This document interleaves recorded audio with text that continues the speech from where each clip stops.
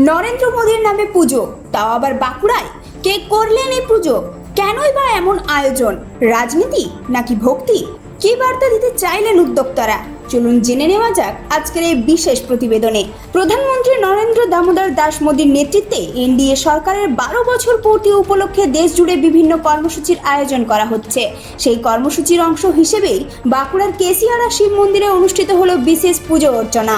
দলীয় সূত্রে জানা গিয়েছে, প্রধানমন্ত্রী নরেন্দ্র মোদীর সুস্থতা, দীর্ঘায়ু এবং দেশের উন্নয়নের ধারাবাহিকতা কামনা করে এই বিশেষ ধর্মীয় অনুষ্ঠানের আয়োজন করা হয়। সকাল থেকেই মন্দির প্রাঙ্গণে উপস্থিত ছিলেন বিজেপি কর্মী সমর্থকরা। বৈদিক মন্ত্রোচ্চারণ, পূজা ও প্রার্থনার মধ্য দিয়ে প্রধানমন্ত্রী মোদীর মঙ্গল কামনা করা হয়।